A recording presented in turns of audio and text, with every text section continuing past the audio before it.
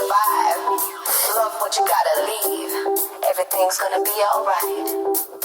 If you hear my voice, you can follow my lead. A leader I'm not, but I know the way. Free up your mind. Have you ever tried? Say, today is a day. First day of tomorrow. Yesterday is gone. Words do matter, but matter is in fact it's fiction, distraction, made up chat that makes you want to believe rather than succeed. But you can reach the point that makes you reach out. Hugging hello to your trepidation. Be down with Damnation, damnation. You know the group pulled up with knowledge, no Bentley coupe, just a gang of folks with minds wide open, understanding that Facts are free, it's free. The cost to listen, only your attention, the price you stream. Open for negotiation. Maybe, just maybe, it's one of your dreams. What do you think? Is our production tight? Is the groove right? Does it make you wanna dance? Make you wanna take a chance? Make you wanna take a chance? That's why I make music. That's damnation. Damnation in France. That's Willa May. Warm cookies if you're doing it professional. WDMN MEDIA. ThinkTimm. Tell me what you think about that. Wearing all the hats, curator of the undefined, speaker of the phone, driver of the car, the one who told you you could be whatever you want. You can be a star.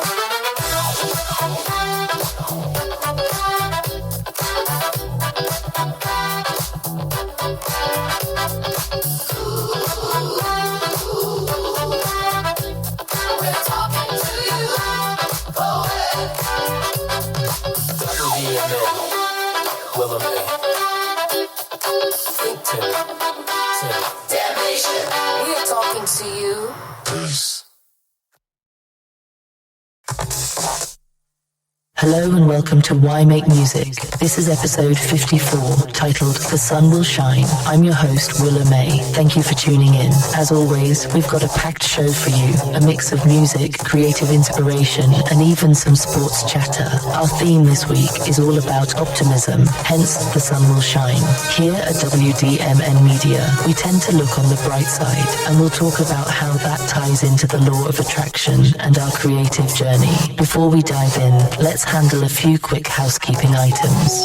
Social media, connect with us on Instagram. You can follow at ThinkTimm, at WDM Nation, at DJ Warm Cookies, at Why Make Music, at WDM Nation Media, and at Lower Level Collections for updates and behind the scenes peeks. We love hearing from you on those platforms, so don't be shy. Merchandise. If you want to support what we do and look good doing it, check out our merch on TeePublic and Threadless. We've got some fresh designs up. Rep the WDMN Nation in style.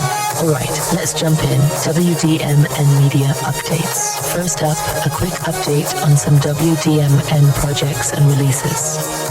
Lower Level Collections. We've been hard at work on our Lower Level Collections initiative. That's our archival and multimedia project. I'm happy to report everything is coming together nicely. By November, we expect to have a bunch of new content ready and even a dedicated YouTube channel up and running to showcase it all. Stay tuned for exclusive videos, deep cuts from the vault, and more as we roll out that platform. Upcoming release, If I Was Your Producer, Volume 4. Mark your calendars for next week, October 24th, 2025. That's when ThinkTimm's latest compilation, If I Was Your Producer, Volume 4, will be available on all streaming platforms. We know some of you have been eagerly waiting for the next volume, and it's almost here. Let me give you the track listing for Volume 4. 1. All Said and Done. 2. Crystal Sky. 3. Get Over You. 4. How. 5. I Swear. Guilty. 6. Necessary Light. 7. Prophet. 8. Strategic Execution. 9. Truth Be Told. 10. What's on Your Mind. Fun fact. In the last episode, I came up with some song names that didn't actually exist yet. A little creative exercise, ha ha ha. And ThinkTimm took that as a challenge. he went ahead and wrote new songs for each of those titles. So Volume 4 contains the original tracks that was slated to come out. The other titles that I made up on the fly during my creative titling spree will be on a volume in the future. What could have been a goof became a win-win for everyone. We got new music out of it. Talk about turning ideas into reality. Alright, with those updates out of the way, let's move into the heart of today's episode. The Sun Will Shine, Optimism and Origins. As I said, The Sun Will Shine is our theme, and it reflects the optimistic spirit we carry here at WDMN Media. We're big believers in the law of attraction, the idea that positive thoughts and intentions can attract positive outcomes. Staying optimistic, especially in a tough industry like music, isn't always easy, but it's part of what keeps us going. We choose to focus on possibilities rather than obstacles. In creative life, that mindset can make a huge difference. If you truly believe good things are on the horizon, that the sun will shine, you're more likely to spot opportunities and persevere through challenges. Now I want to take a moment to reintroduce what Why Make Music is all about, especially for any first-time listeners out there. The name of our show, Why Make Music, is more than just a title. It's a question and an answer rolled into one. It's the question every creative person grapples with at some point. Why do this? What's the point of making music or art? And it's also the answer, because we have to. It's the drive that pushes us forward. In a way, Why Make Music is the very reason to make music. It's about passion, expression, and the need to create. This show is our space to explore that creative impulse, both in ourselves and in others. For those who don't know ThinkTimm's backstory and the origin of WDMN Media, here's a quick rundown. ThinkTimm has been a creative soul his entire life, making music, writing poetry, dabbling in art, you name it. But for a long time, it was more of a personal obsession or a hobby. Then, around 2024, the stars aligned. Time, opportunity, and technology all converged, and he decided to take the leap from hobbyist to professional independent music producer. That's how WDMN, Why Does Music Matter, Nation Media was born. Starting in August 2024 through February 2025, ThinkTimm went on an absolute tear of productivity. 6 projects were completed and released in that span, each containing 26 instrumental tracks. Yes, you heard that right. 6 albums, 26 tracks each in about 6 months. That's a whopping amount of music. All of those were instrumental collections, exploring different moods and styles. Then in 2025, the mission evolved. Around July 2025, ThinkTimm began releasing fully produced songs with vocals, bringing singers and spoken word into the mix, and really stepping up the production value. Unlike many artists out there, ThinkTimm isn't chasing chart-topping pop fame. He's actually pursuing opportunities in sync licensing, which means getting music placed in media like movies, TV shows, commercials, video games, YouTube content, etc. If you think about it, everywhere you hear music in the background, there's a creator who got paid for that. With the music industry being reinvented by streaming and democratized by technology, something like over 100,000 songs are uploaded each day on streaming platforms, an almost unbelievable number. Going for sync licenses is one path among many. It's admittedly a gamble, this whole industry is. But the goal for us is not some kind of overnight megastar success.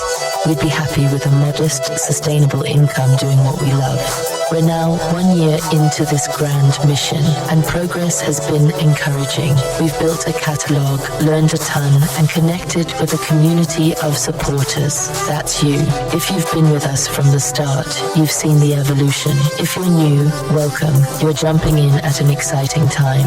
The takeaway is, we make music because it's our calling, and we truly believe that with passion, persistence, and a positive mindset. Yes, the sun, shining and all that. We can carve out our own space in this vast musical landscape. Alright, now let's pivot to one of our big discussion topics of the day, a really fascinating and somewhat controversial development in the music world that ties into technology, creativity, and the future. Breakthrough AI artist Xania Monet, success story and controversy. You might have seen this in the news. An AI-generated singer named Xania Monet has been making waves by accomplishing things usually reserved for human rising stars. I want to break down her story and the debate it sparked, because it's a perfect example of something at the crossroads of music and tech that we're all trying to make sense of. Xania Monet's virtual rise. So, who or what is Xania Monet? She's described as a virtual R&B singer who doesn't exist in human form. In other words, Xania is not a real person. She's an avatar, a persona created entirely through artificial intelligence tools. All her vocals and songs are generated by AI, guided by a human creator behind the scenes. Despite that, Xania Monet has achieved some very real success. In just a few months of releasing music, her songs racked up tens of millions of streams. Billboard reports nearly 10 million official streams in the US alone in roughly 8 weeks. One of her singles, How Was I Supposed to Know, even climbed into the top 10 of Billboard's R&B digital song sales chart, eventually hitting number 1 on that chart and reached number 22 on the overall digital song sales chart according to press reports. Another track called Let Go, Let God crossed over onto the gospel charts, debuting at number 21 on Billboard's Hot Gospel Songs. These chart moves also landed Xania on Billboard's Emerging Artists list at number 25, which is the kind of early career milestone human artists dream of. All this success led to a bidding war among record labels to sign Xania Monet. Yes, labels were fighting over an AI singer, and in late September 2025, the winner was an independent label called Willa May, run by a former Interscope exec. They signed Xania Monet to a deal reportedly worth $3 million. What's even more remarkable is how the deal went down. Xania's creator basically did a showcase over Zoom. There was no live performance or actual artist to present in a room, but the label was sold on the strength of the numbers and the music itself. It's said to be one of the first times an AI-driven act has gotten a multi-million-dollar record contract at this scale, which is why people are asking, is this the future of music? Now let's talk about the human behind the machine. Talisha Nikki Jones is the 31-year-old poet and entrepreneur from Mississippi who created Xania Monet. She's the one writing all of Xania's lyrics and essentially feeding the AI with musical direction. Jones has explained that she used a generative music platform called Suno. Think of it as a kind of ChatGPT for songs to turn her words and melodies into full-blown tracks. She also used AI image generators to give Xania a visual look persona. So if you see images of Xania Monet, those are AI-created images representing the character. Importantly, Jones considers Xania as her musical persona. In interviews, she said this isn't a gimmick. It's a way for her to express her artistry, even though she's not the one singing. She grew up singing in church and writing poetry, so all the lyrics and emotions in Xania's songs come straight from Jones's own life experiences. In effect, Xania Monet is like Talisha Jones's alter ego. Jones is the unseen singer, and the AI is the microphone amplifying her voice. One cool endorsement Xania Monet got early on was from Timbaland, the legendary producer. Timbaland has been experimenting with AI in music himself. He even co-founded an AI startup and has dabbled in using AI to mimic the voices of late artists. When he heard Xania's music, he gave her a public shout-out. He urged fans to check out Xania Monet, who's killing it. Good music in a social media post. Coming from a hitmaker like Timbaland, that was a big cosign for this AI artist. Side note, Timbaland is actually a strategic advisor to the Suno platform and has launched his own AI music project, an AI rapper named Tata, under his company Stage Zero, so he's very much invested in this space. It's not surprising he saw the potential in Xania. By the numbers, Xania's early releases were also making money. Within the first 2 months, her 5 self-released songs reportedly generated around $50,000 in streaming revenue. She accumulated nearly 9.8 million on-demand streams in the US over that short period, and on Spotify, she amassed roughly 500,000 monthly listeners. These stats are eye-opening because, as one industry observer noted, those kinds of figures typically belong to breakout human stars, but today they belong to Xania Monet. It shows that many listeners either didn't know or didn't care that the singer isn't human. They just enjoyed the music. For Hallwood Media, the label, such organic popularity was too compelling to pass up. Industry praise versus artist backlash. With success comes scrutiny. Xania Monet's rise has provoked a mixed reaction in the music community. On one hand, tech enthusiasts and some record executives are excited, even calling this a paradigm shift. On the other hand, and this is loud, many human artists are upset, even outraged. Let's start with the backlash, because it's been very vocal. Kehlani, a well-known R&B singer-songwriter, posted a passionate video on TikTok, essentially blasting the idea of an AI act getting these opportunities. She said she's genuinely sad for people who are trying to come up and their space is being taken up by a computer program. In her words, IT, not she, pointedly calling Xania and it is taking all of the data it's collected on us and what we want and is tailoring it to us. Even down to the voice, Kehlani went on to express that nothing about AI in the creative arts can be justified to her, especially knowing how hard real artists work and sacrifice for their craft. She basically said, this AI artist hasn't paid any dues. The person is doing none of the work. AI can make the entire fucking song and they don't have to credit anyone. And to cap it, I'm sorry, I don't respect it. Strong words, right? Kehlani wasn't alone.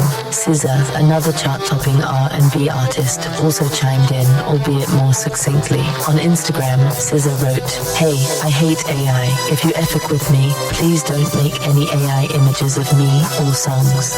That was her stance. Zero tolerance for AI using her likeness or voice. For artists like SZA and Kehlani, the emergence of an AI singer crossing over into their genre is seen as a direct threat and an insult. They feel it undermines the authenticity of music. After all, R&B, and any genre really, is built on lived experiences, emotions, and human storytelling. The idea that a machine can synthesize all that by crunching data and then potentially compete with human artists for listeners, chart positions, or even record deals is very disturbing to them. Beyond individual artists' anger, there's a broader debate here about art and authenticity.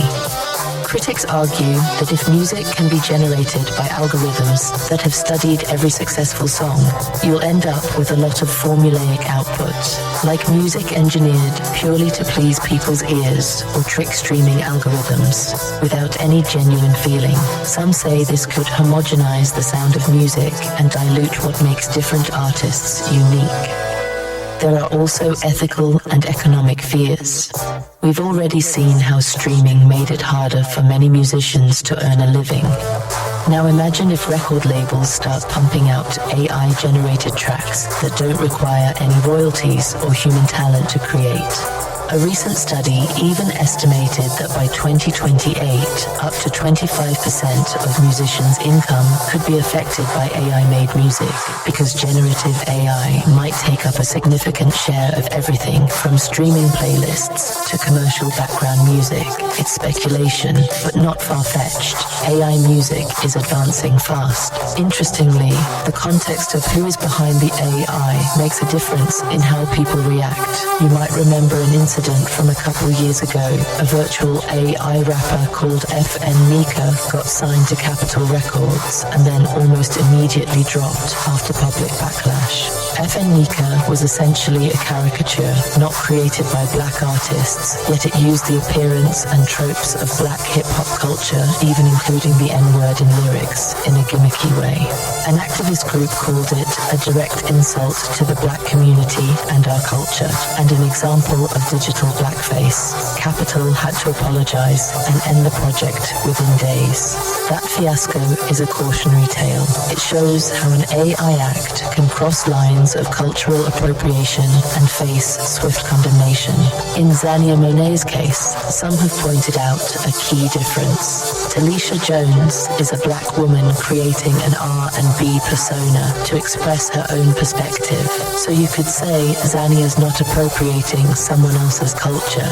She is essentially an extension of her creator's identity. Because of that, Xania hasn't faced the same kind of cultural criticism that FN Mika did. However, to the artists who are speaking out, that nuance may not matter much. They're more concerned about the principle of AI potentially displacing real human artists. As Kehlani put it, especially not AI in the creative arts, in which people have worked hard for. I don't respect it. On the flip side, Xania Monet has her supporters in the industry. Beyond Timbaland's endorsement, the team around Xania, including her manager, Ramel Murphy, has tried to emphasize that there is a real human artist behind this, Talisha Jones. Murphy said in one interview, "This is real music. It's real R&B. There's an artist behind it."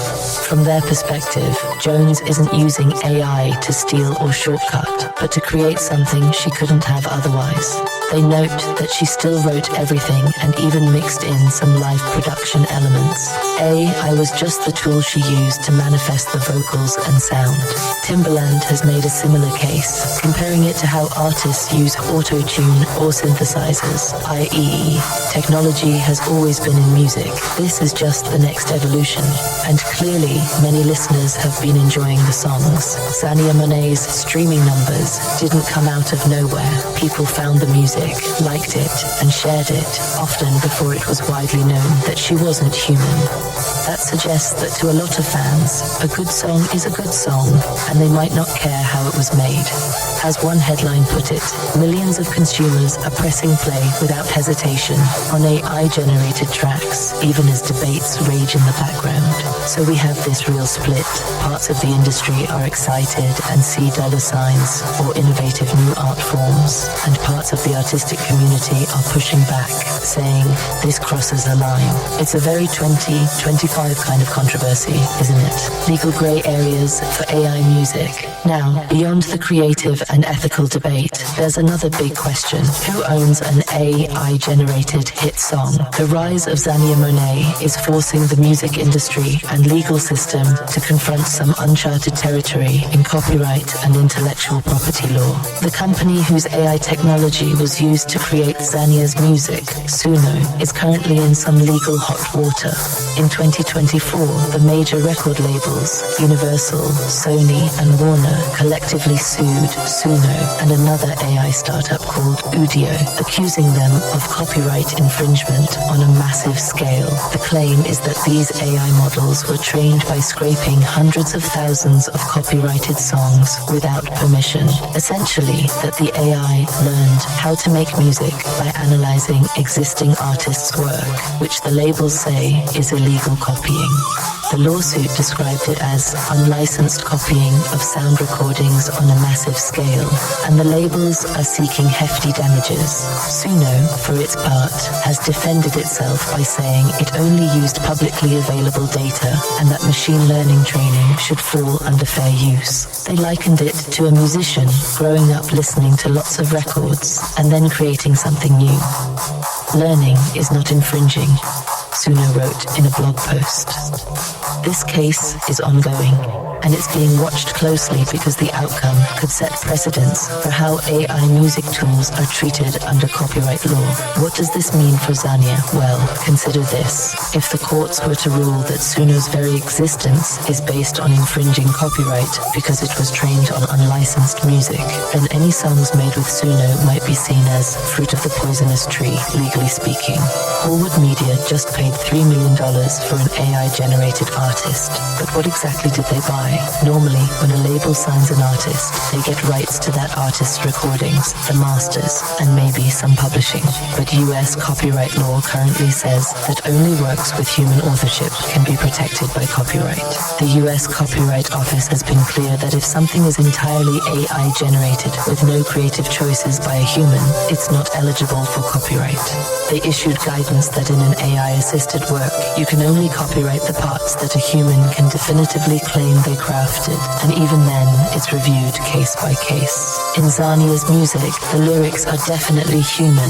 Talisha Jones wrote those, so those can be copyrighted as literary text. But the actual sound recording, Xania's vocal performance, the instrumental track, was largely generated by the AI, by the letter of the current rules. That might not be copyrightable. In practical terms, that could mean if someone else somehow reproduced Xania's AI-generated song file and started distributing it, Jones and her label might have no legal ground to stop them because the song itself might not be considered theirs in the eyes of the law. It sounds crazy, but it's a real possibility.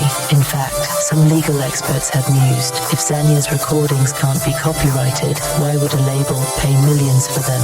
Why am I paying you for this if you have no claim in the copyright, as one lawyer put it?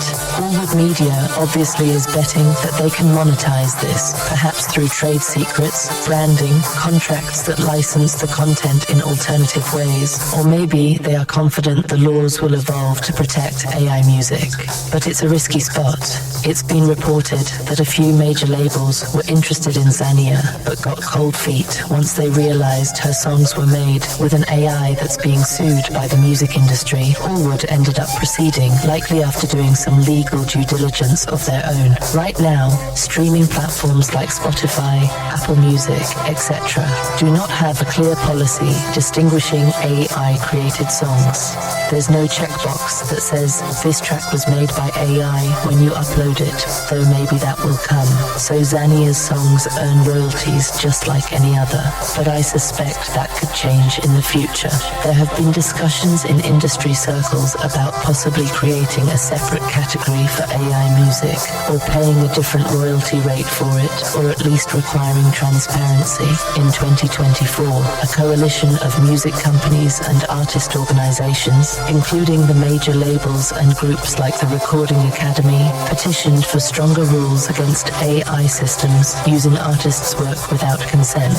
There's even US legislation being floated. For instance, Senator Peter Welch introduced a bill that would force AI developers to disclose the copyrighted material in their training data. All of this is to say, the legal landscape is very unsettled. One commentator called it a Wild West and a copyright mess, where the lines haven't been drawn yet. To illustrate, if ThinkTimm, just as a hypothetical, wanted to register a song that was partly AI generated, he'd have to carefully outline what he did versus what the AI did, and the Copyright Office might only grant protection on the parts he can claim human authorship of. This is new territory for everyone: artists, labels, lawyers, and the courts. For Xania Monet, Forward Media will likely ensure Talisha Jones is heavily involved in anything new to strengthen the human element. Jones retains ownership of her songwriting and presumably has some ownership stake in the project's IP since she created the character. They might also be banking on brand. That is, even if technically someone could copy a Xania song, nobody can copy Xania Monet the persona, which they now have signed exclusively. So by building her brand and fan base, they create value that way, beyond just the raw recording copyright. Virtual artists on the rise. Xania Monet might be the headline, but she's not alone out there. The concept of virtual or AI-powered musicians has been bubbling up more and more. Let's quickly mention a few to put Xania in context. Mika, AI rapper. I mentioned him earlier, a virtual rapper character with a huge TikTok following, created by a company using AI for music and lyrics. He got signed to Capitol Records in 2022, making headlines as the first AI artist signed to a major. But within days, he was dropped after public outcry about the character's stereotypical portrayal of black culture and use of slurs. That backlash was a stark reminder that music doesn't exist in a vacuum. Issues of representation and authenticity matter to audiences. Mika's failure cooled some of the AI hype back then, but clearly it didn't stop the trend entirely. Nuna Uri, virtual pop star. This is an interesting one. Nuna Uri was originally a virtual fashion influencer, an Instagram character with a big following, an anime-styled avatar. In 2023, the major label Warner Music Group actually signed Nunuri as a digital pop artist. Her debut single Dominoes was released with her voice entirely generated by AI. However, behind the scenes, human producers and songwriters crafted the song. Warner's approach there was to combine a popular virtual persona with music production, and crucially, they made sure the human creators were acknowledged and presumably paid. Nunuri shows that labels are experimenting with creating virtual stars, not just signing ones that pop up. It's like having a fictional character who releases music. In Nunuri's case, the reception was more mild. Some people were curious, some shrugged, but it didn't cause the uproar Xania Monet has, perhaps because Nunuri was presented more as a novelty/art project and not seen as taking away from anyone. Timbaland's Tata. Timbaland, as we discussed, is deep into this. He's been developing an AI female artist named Tata. Details are still emerging, but given Timbaland's influence, if he chooses to promote Tata widely, that could become another notable AI act. Also, Timbaland stirred some debate when he previewed a song where he used AI to recreate the voice of the notorious B.I.G. Some people felt it was innovative homage, others found it creepy or inappropriate. This all ties into the larger conversation of using AI to revive or simulate famous voices, a whole other can of worms. Other AI music projects. Beyond the big names, a lot of smaller scale AI music experiments are happening. There's an AI singer called Vinnie Prey who had a TikTok viral song, A Million Colors, that even charted on TikTok's viral music charts. There's been an AI-generated J-pop or K-pop girl group attempt, and you have established virtual bands like Gorillaz or Vocaloid characters like Hatsune Miku that have been around for years, but note, those had humans making the music, even if the performers were cartoons or software. The new twist is I can now make the music too. In short, Xania Monet is part of a wave. Some of these will flop or backfire, others might find a niche. The music industry is kind of throwing spaghetti at the wall with AI to see what sticks, all while trying not to anger the very real human talent that actually drives the business. Future of music, humans and AI. So is Xania Monet a sign of things to come? What does her emergence mean for the future of music and creators? It's early days, but here's how I see it. Feel free to disagree. This is a hot topic. Empowerment versus displacement. On one hand, AI tools can empower independent creators. Talisha Jones, without any traditional record deal or backing, managed to create a whole album's worth of slick R&B songs and get millions to listen. That's amazing. She didn't have to be discovered at a club or go viral on YouTube first. She leveraged technology to amplify her artistry.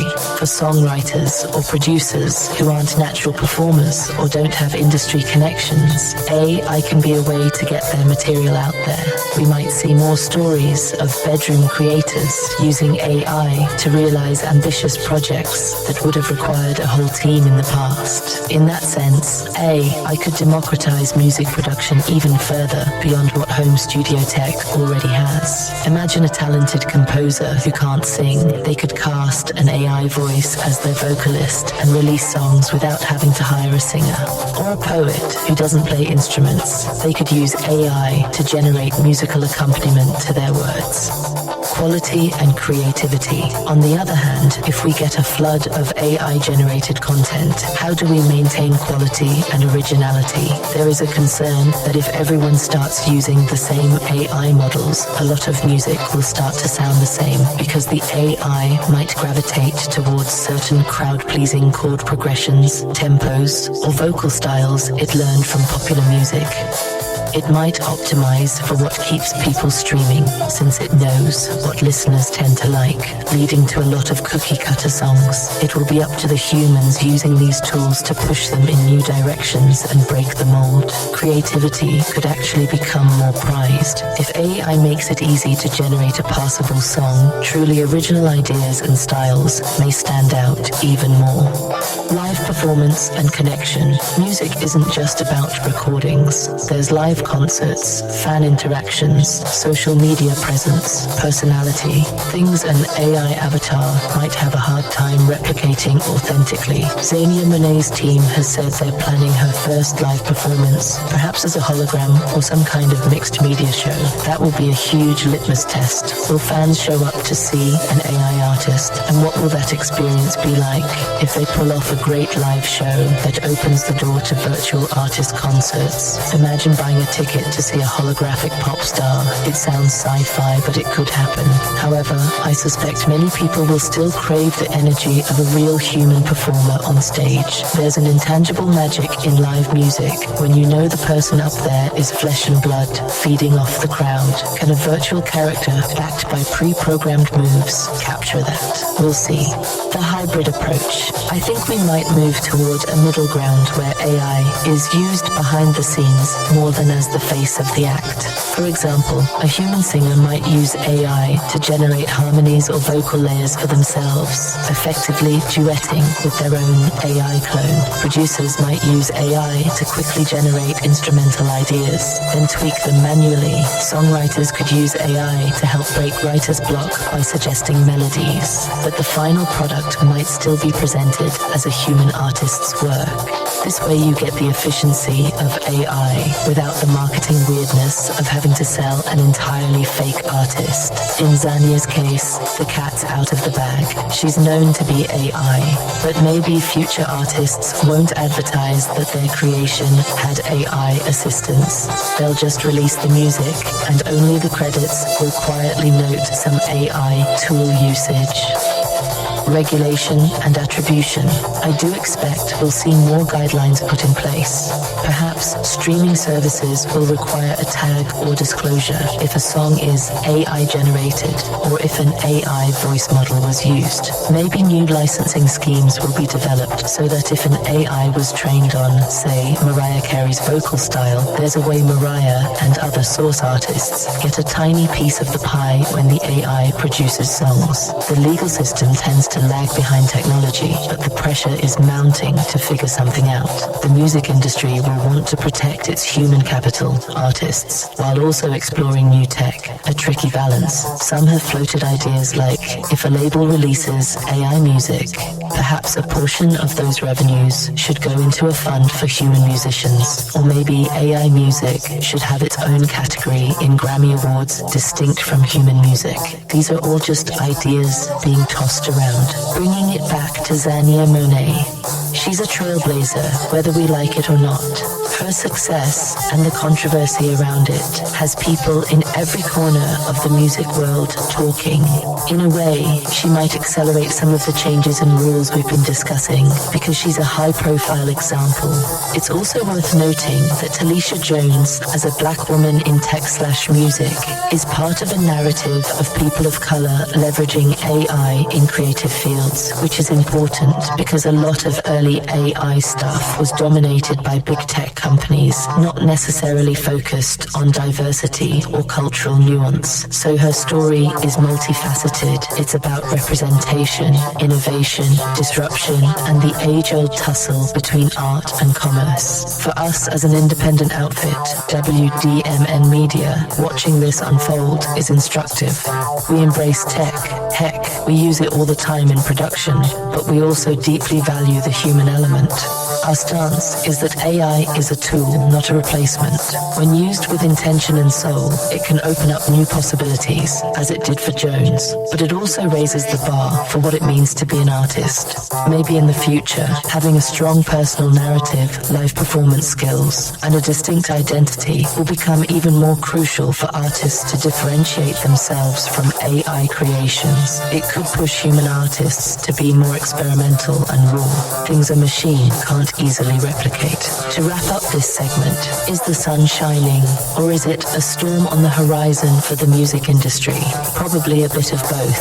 Xania Monet's story has a bit of a science fiction meets reality vibe, but it's 100% happening right now. We congratulate Talisha Jones on her ingenuity and success. It's undeniably impressive, but we're also standing in solidarity with the real musicians who feel anxious about what this means for their futures. Change is the only constant, and the music world is no exception. One thing I believe firmly is that no matter how advanced AI gets, it will never have a human heart. It can simulate one in a song perhaps, but behind every great piece of music, there's a human experience. Even in Xania's case, it was Talisha's experience fueling it. As creators, our job is to keep infusing that humanity into what we do, whether we're strumming an acoustic guitar or tweaking an AI-generated beat. That's something I think listeners will always respond to. Sources for this segment include reporting from Forbes, Billboard, Ebony, Afrotech, and The Verge, which have documented Xania Monet's creation by Talisha Jones using the Suno AI platform, her streaming and chart achievements, details of the Hallwood Media deal, support from Timbaland and others, as well as the backlash from artists like Kehlani and SZA in their own words. Legal insights were drawn from The Verge's coverage of the record label's lawsuits against AI music companies and the US Copyright Office's public stance on AI-generated works. Remembering Angie Stone and D'Angelo. Shifting gears now, we want to take a moment to remember and celebrate two legendary figures in music, both of whom sadly passed away in 2025. Angie Stone and D'Angelo, Michael D'Angelo Archer. Their lives and careers were deeply intertwined at one point, and it's poignant that they left us within months of each other. As an R&B and neo-soul fan, I can't overstate how much these two contributed to the music we love. Angie Stone died in a tragic car accident on March 1st, 2025, at the age of 63. She had just finished a performance in Alabama and was on the road when the accident happened. Truly heartbreaking news that shook the music community. Angie's career spanned over 4 decades, and she wore many hats: singer, songwriter, rapper, producer, actress. A lot of people might not realize just how pioneering she was. Back in 1979, as a teenager known as Angie B, she was part of a trailblazing female hip-hop trio called The Sequence. They were the first all-women rap group to have a charting single in the hip-hop genre. That single was Funk You Up, which later artists, Dr. Dre, En Vogue, and others would sample in their own songs. So Angie Stone was literally there at the dawn of recorded hip-hop, breaking barriers as a young woman in a scene dominated by men. After the sequence, Angie continued evolving. In the early 90s, she was part of an R&B group called Vertical Hold, and then by the end of that decade, she embarked on a solo career that really took off. Her 1999 debut solo album Black Diamond, released on Arista Records, was a hit. It went gold and featured the single No More Rain in This Cloud, which is just a gorgeous neo-soul track that still holds up today. Another song from that album, Every Day, also became quite popular and helped define the neo-soul sound of that era. She followed up with Mahogany Soul 2001, which gave us the timeless song Wish I Didn't Miss You. If you've ever been to a neo-soul night, you know that one gets everyone singing along. Over the years, she released a string of albums: Stone Love 2004, The Art of Love and War 2007, which hit number 1 on the Billboard R&B chart, Unexpected 2009, Rich Girl 2012, Up Through Full Circle 2019, and her final album Love Language 2023. In total, she gave us 10 studio albums and a bunch of live and compilation projects. Angie was a collaborator and songwriter for others as well. She had a hand in writing songs for some of her contemporaries. For example, she co-wrote material on D'Angelo's acclaimed 2000 album Voodoo, and Pitchfork notes she penned songs for artists like Erykah Badu and Raphael Saadiq too. She also famously sang the theme song for the early 2000s sitcom Girlfriends, and even cameoed on that show, so her influence was wide-ranging. For her contributions, Angie Stone received numerous accolades. She had 3 Grammy nominations over her career and won a couple of Soul Train Lady of Soul Awards, among other honors. In 2021, she was honored with the Soul Music Icon Award at the Black Music Honors, and in 2024, she was inducted into the Women Songwriters Hall of Fame, a fitting recognition of her songwriting impact. Beyond music, some fans also know her from reality TV. She was part of the show R&B Divas for a season, showing that warm, down-to-earth personality to a new generation. It's worth highlighting that Angie's voice and style were hugely influential in the neo-soul movement of the late 90s/early 2000s. Alongside artists like Mary J. Blige, Erykah Badu, and Lauryn Hill, Angie brought that fusion of old-school soul feeling with hip-hop sensibilities to the mainstream. Songs like Brotha, her tribute to black men, showcased her ability to blend social commentary with smooth grooves. She was often called the godmother of neo-soul for bridging the gap between the classic soul era and the modern R&B sound. Now, D'Angelo, what a giant of neo-soul he was. D'Angelo passed away just a few days ago on October 14th, 2025 at the age of 51 after a private battle with pancreatic cancer. This one hit hard as well, even though we knew he had cancelled some shows earlier in the year for health reasons. D'Angelo, full name Michael Eugene Archer, is often credited as one of the architects of the neo-soul genre. He came onto the scene in the mid-90s and made an immediate impact. His 1995 debut album, Brown Sugar, was like a breath of fresh air in R&B. It went platinum and produced hits like the title track Brown Sugar, Cruisin', a Smokey Robinson cover, and Lady. That album blended traditional soul, funk, and contemporary R&B in a way that hadn't been done in a while. Some say it launched the neo-soul movement. The term neo-soul itself got popularized around that time. D'Angelo was only 21 to 22 when Brown Sugar dropped, and he was hailed as a wunderkind, playing multiple instruments, writing and producing his own material, really bringing musicianship back into R&B. Then came Voodoo in 2000, his sophomore album, which is often cited as a masterpiece. It famously was recorded at Electric Lady Studios in NYC with the collective of amazing musicians known as the Soulquarians, which included Questlove from The Roots, Pino Palladino, James Poyser, Jay Dilla, etc. Voodoo had this rich, organic, analog sound, deeply funky, loose and tight at the same time. It earned D'Angelo a Grammy Award for Best R&B Album, and the single Untitled, How Does It Feel, won him a Grammy for Best Male R&B Vocal Performance. And of course, that song's music video, D'Angelo shirtless, in a single shot, pouring his soul out, became an iconic pop culture moment. It turned D'Angelo into a reluctant sex symbol, something he actually struggled with, as he felt it overshadowed his musicianship. After Voodoo, D'Angelo infamously stepped away from the public eye for a long time. He had battles with personal demons, went through some tough times, and fans waited years for new music, over a decade, in fact.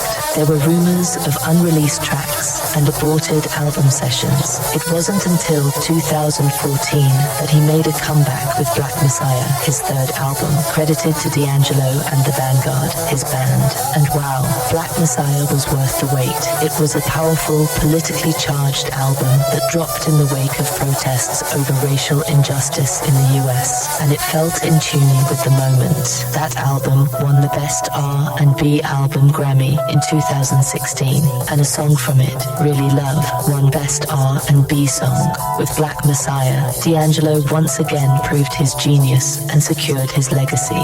Beyond his own albums, D'Angelo collaborated with many peers over the years. Early on, he wrote and produced You Will Know for a collaborative group of R&B artists in 1994. He collaborated with Lauryn Hill on her song Nothing Even Matters, a beautiful duet on the miseducation of Lauryn Hill. He's worked with Common, Q-Tip, and others from the Soulquarians' orbit. And here's a connecting thread. Angie Stone was a background vocalist on D'Angelo's first major tour, the Brown Sugar Tour, and she contributed to his debut album creatively. In fact, Angie co-wrote a song called Every Day, which appeared on her own album, but D'Angelo helped write, so they were musically intertwined. They also co-wrote at least one track on Voodoo, if I'm not mistaken, and Angie is often credited with helping D'Angelo refine his sound and style in those early days. Speaking of their intertwining, Angie Stone and D'Angelo were a couple in the 90s. They met while D'Angelo was working on music in the early 90s. Angie has said she recognized his talent immediately. Despite a significant age difference, she was 13 years older. They fell in love and even had a child together. Their son, Michael Jr., was born in 1998. Angie was like a mentor and partner to D'Angelo during a crucial period of his career. She's sometimes credited with helping him stay focused and get that classic music out. Eventually, they parted ways romantically, but remained connected through their son and mutual respect. Fast forward to 2025, Angie's passing in March was devastating news. According to People magazine, D'Angelo was extremely overwhelmed by Angie's death. A source close to him said he was devastated and that he couldn't even bring himself to attend her funeral because it hit him so hard. Even though they had long moved on with their lives, they were forever tied by history, by their child, and by the music they made. That source in People noted they'd moved on, but the idea that both of them would be gone within the same year is sad. They were forever tied as this pop culture couple. Indeed, within the span of 7 months, we lost them both. It's almost like a star-crossed story in the annals of neo-soul. In remembering them, I want to celebrate what they gave us. Angie Stone gave us empowerment anthems, soulful ballads, and a shining example of longevity and versatility. From No More Rain in This Cloud, which comforts the broken-hearted, to Brother, which uplifts, to club groovers like I Wanna Thank Ya, featuring Snoop Dogg. She had range. She influenced artists like Jill Scott, India Uri, and countless others who followed in neo-soul, and she proved that women could thrive as songwriters and producers in R&B, not just as vocalists. D'Angelo changed the sound of R&B in the late 90s. He brought back that earthy, instrument-driven vibe and showed that groove and depth could trump glossy production.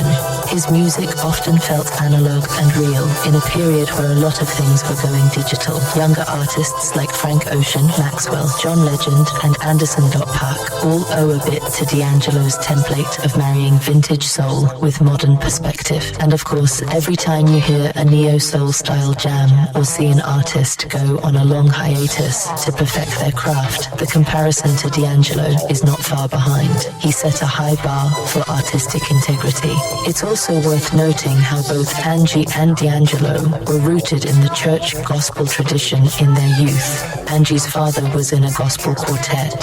D'Angelo's father was a preacher, and Dee sang in church too. That spiritual undercurrent gave their music a certain warmth and depth. The song Let's Get Lifted by John Legend or He Loves Me by Jill Scott, those kind of neo-soul songs that have gospel influences, exist in part because Angie and D'Angelo's generation put that into R&B. We could talk for hours about their discographies and impact, but I'll wrap this tribute up by saying, rest in peace to Angie Stone and D'Angelo. It's a huge loss for music, but what they created will live on. Spin an Angie album or a D'Angelo album this week in their memory. Celebrate them through the art they shared. We send love and condolences to their families. Angie leaves behind her children and loved ones. D'Angelo leaves behind his children, including the son with Angie and loved ones. And we're grateful for the legacy they leave. In the spirit of our episode title, the sun will continue to shine through their music, inspiring future artists and bringing joy to listeners. Sources: Pitchfork commemorated Angie Stone as a hip-hop pioneer and neo-soul defining voice, noting her early success with The Sequence and her gold album Black Diamond.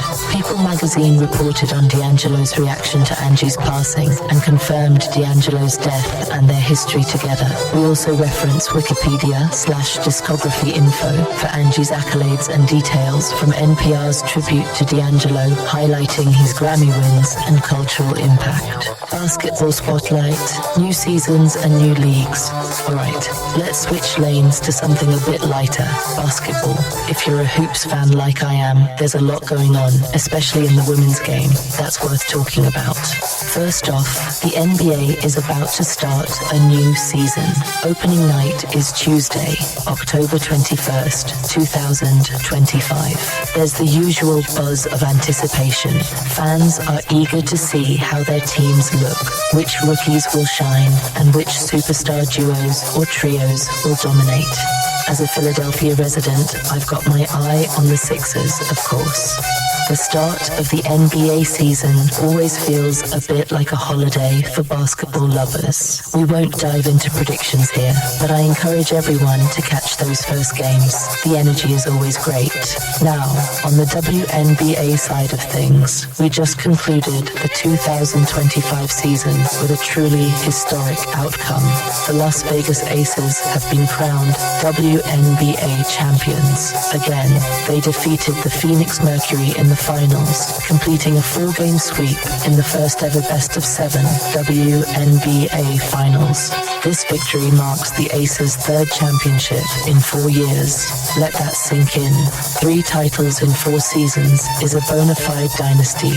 The only year in that span they didn't win was presumably 2024, so they've won in 2022, 2023, and now 2025. That puts them in elite company.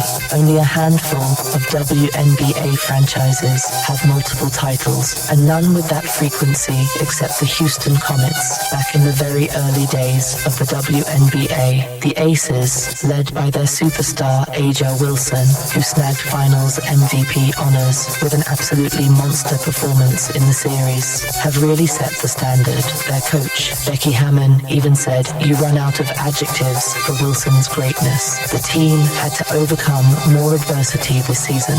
They didn't cruise from start to finish like in some previous years. At one point, they were hovering around .500 mid-season and dealt with injuries, but they got hot when it mattered, ended the regular season on a 16-game winning streak, and powered through the playoffs. It's an awesome story of resilience and excellence. While the Aces are celebrating, the WNBA as a whole is at an interesting juncture.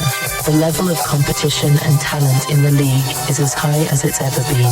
We saw some incredible games this year, but there are ongoing challenges, particularly when it comes to economics and opportunities for the players. WNBA players, even the top stars, still earn a fraction of what their NBA counterparts do.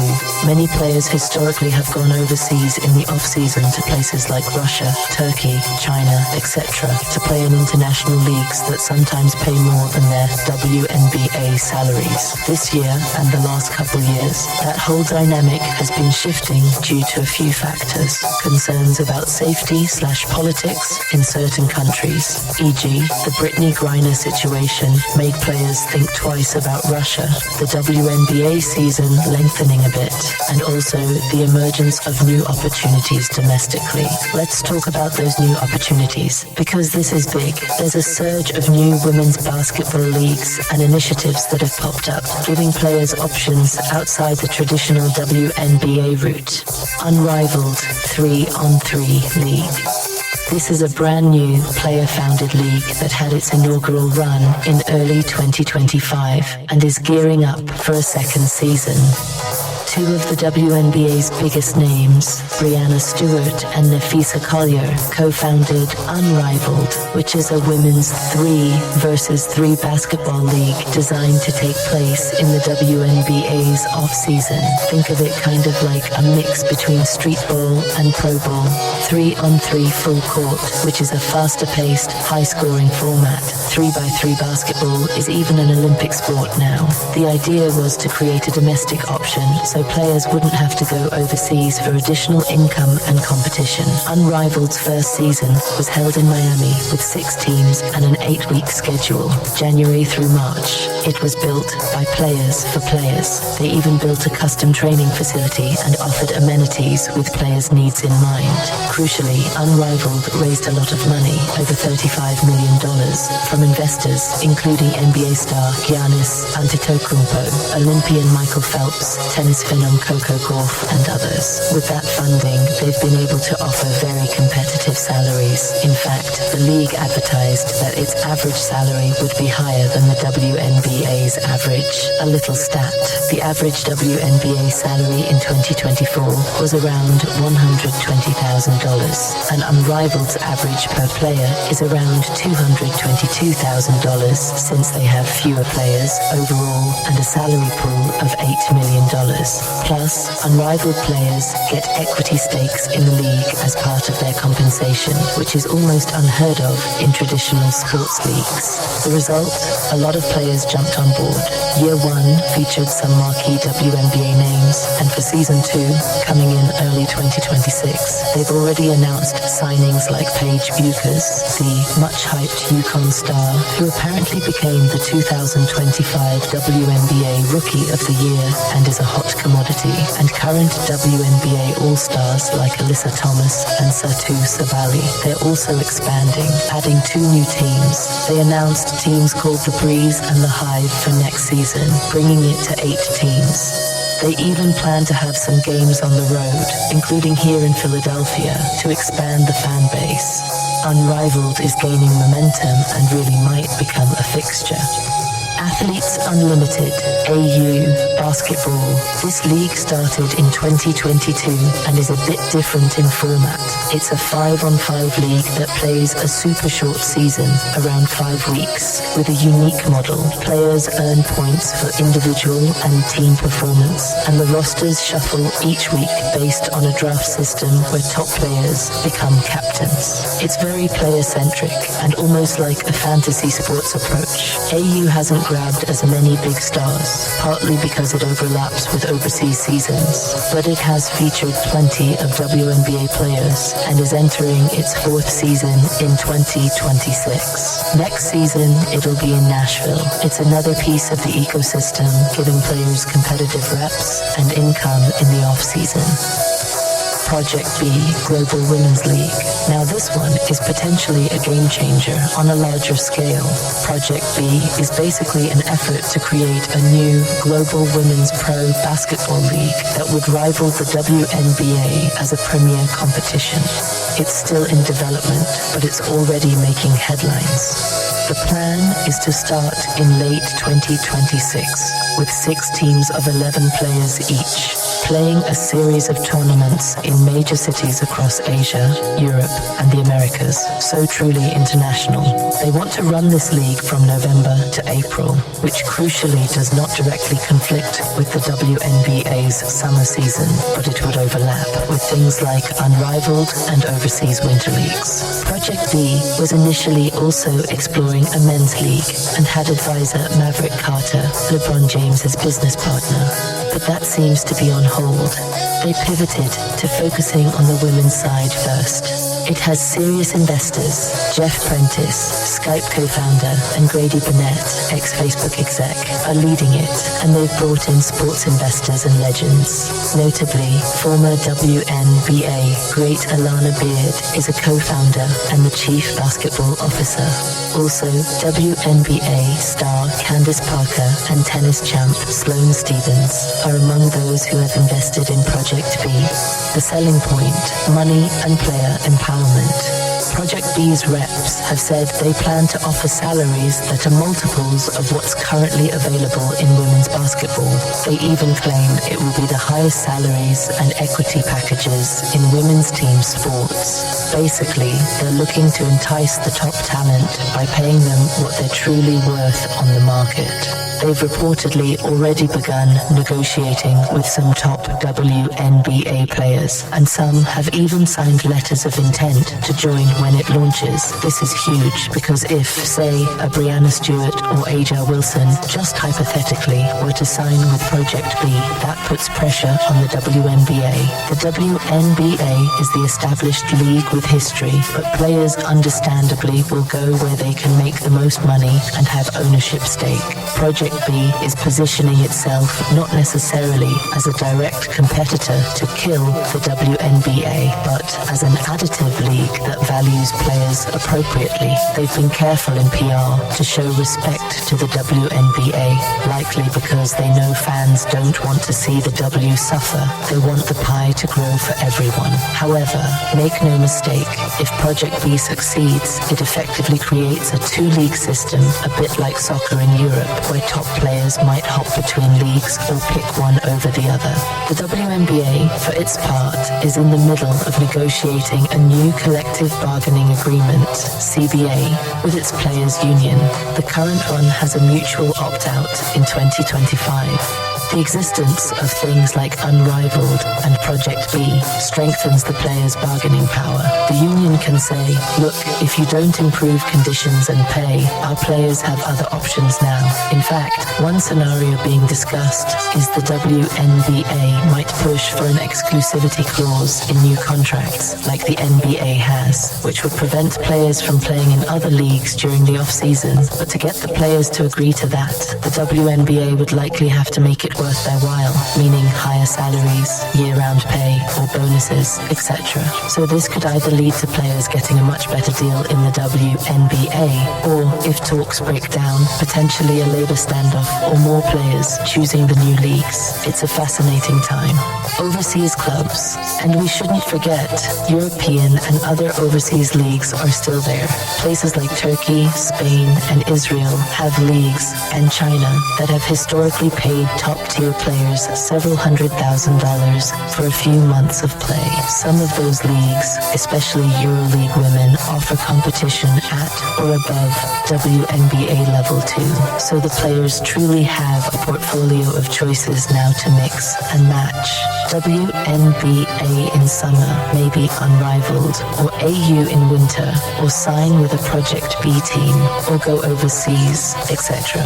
It's both exciting and a bit chaotic chaotic. From a fan perspective, more women's basketball year-round is awesome. I find it exciting that there might be a global tournament-style league. Imagine teams representing, say, London, Paris, New York, Tokyo, etc., with the best players in the world. It could actually elevate the profile of the women's game globally. And something like Unrivaled is cool because 3x3 is a fun, different way to enjoy the sport. And you see players show off skills you might not see as much in 5-on-5. However, there are some concerns.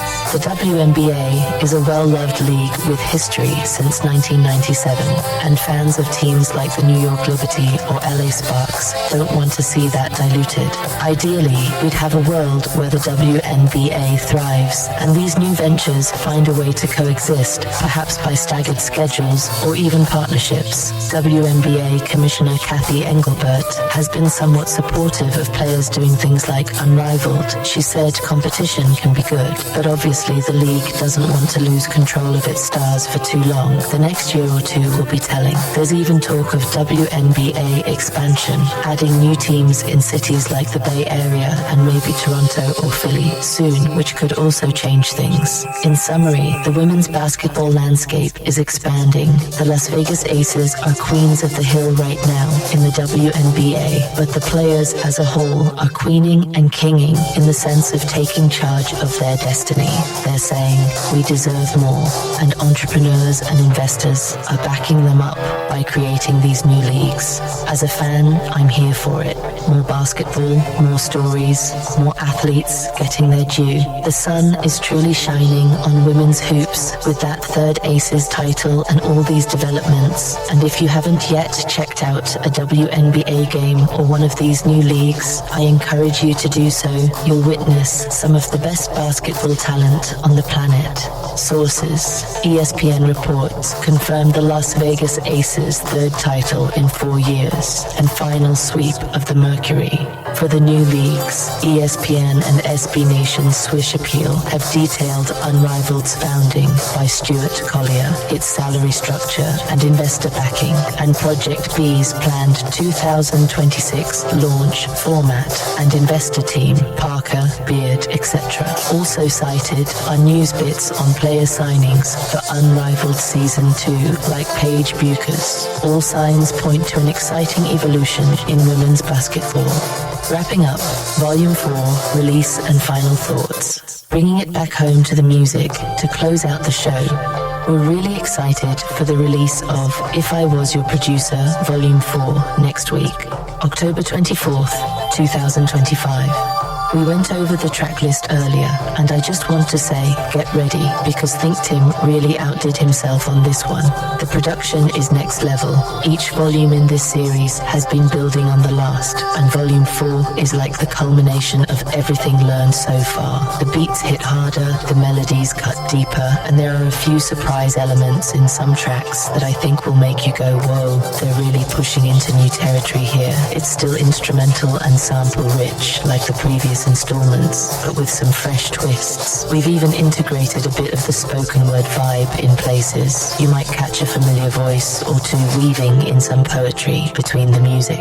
Our goal with these projects is always to deliver something that can be the soundtrack to your life's moments, whether you need background music while studying, or something to vibe to on a late night drive, or inspiration for your own creative projects. Volume 4 has some uplifting sunny tracks, fitting our theme of optimism, and some moodier reflective pieces. We can't wait for you to hear it and let us know your favorites. As part of the Lower Level Collections initiative I mentioned, around the time of the release, we'll also drop some content on YouTube, perhaps a visualizer or two, maybe a mini doc about the making of Volume 4. If you're curious about how ThinkTimm crafts these tracks, those behind the scenes looks will be for you. Let's not forget to keep the conversation going. Follow our socials at Why Make Music and WDM Nation Media on Instagram, especially for snippets and previews of the new tracks in the coming days. And after release, we'd love to hear feedback. What track speaks to you? Did the sequence flow well? Any particular sound or sample that caught your ear? It's a two-way street. We create, but you, the listeners, complete the experience by how you receive it and interpret it. Before we sign off, I want to circle back to the theme, The Sun Will Shine. We talked about a lot of things today, some heavy, like the debate over AI in art and the loss of musical legends, and some inspiring, like the achievements of athletes and the creation of new platforms for talent. Through it all, the thread I see is hope and perseverance. Why make music, or why do anything creative or ambitious? Because even when there are challenges, even when it's cloudy, we believe in that eventual sunshine. Angie Stone and D'Angelo poured their souls into music and left a legacy. That's a kind of sunshine that will keep shining. Talisha Xania Monet Jones dared to try something new with technology and found success. She followed a ray of inspiration into uncharted territory. The WNBA players and entrepreneurs pushing new leagues are chasing a brighter future for women's sports. So whether you're a musician, an artist, an entrepreneur, or just someone striving towards a goal in your personal life, keep that optimistic outlook. It doesn't mean ignoring the difficulties. We've been very real about those in our discussion, but it means not losing sight of the light ahead. As we often say on this show, creative work is not a path for the faint of heart, but it's incredibly rewarding. Every song, every project, every episode like this is an answer to why make music, because it fulfills something in us and hopefully brings something good into the world. I want to thank you all for hanging out with me for these almost 50 minutes long episode, I know, but there was a lot to cover and I appreciate you riding with us through it. If you enjoyed this, please consider leaving us a review or sharing the podcast with a friend who might dig it. That word of mouth really helps. One more reminder, If I Was Your Producer, Volume 4, out October 24th. Don't sleep on it. And check out our merch and upcoming YouTube content if you get a chance. Alright, that's it for episode 54 of Why Make Music. This is Willa May on behalf of ThinkTimm and the whole WDMN crew, saying stay creative, stay positive, and remember the sun will shine. Catch you next time.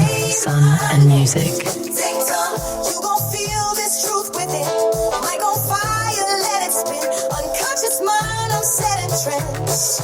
Flowing like I'm dreaming with my eyes peeled shut. Subconscious glitch with a rhyme so cut. I play mind games with my own brain waves. Slipping on beats like sun ray haze. You ever heard truth through a candy shell? That peanut butter base got a story to tell. Back and forth like cassette rewind, but the future's mine on auto design. Let you go, I ain't even hold tight. Still you wanna play, come dance in the light. ThinkTimm in the mirror, no disguise. You blink and I'm here, surprise, surprise. A nation of one with the WDMN Nation. Media, I don't follow them. Say my name like you channel the flame. I'm not just real, I'm the glitch in the game. Say my name. Damnation. Say my name. WDMN in the stream. Unconscious rap stream, now a dream big.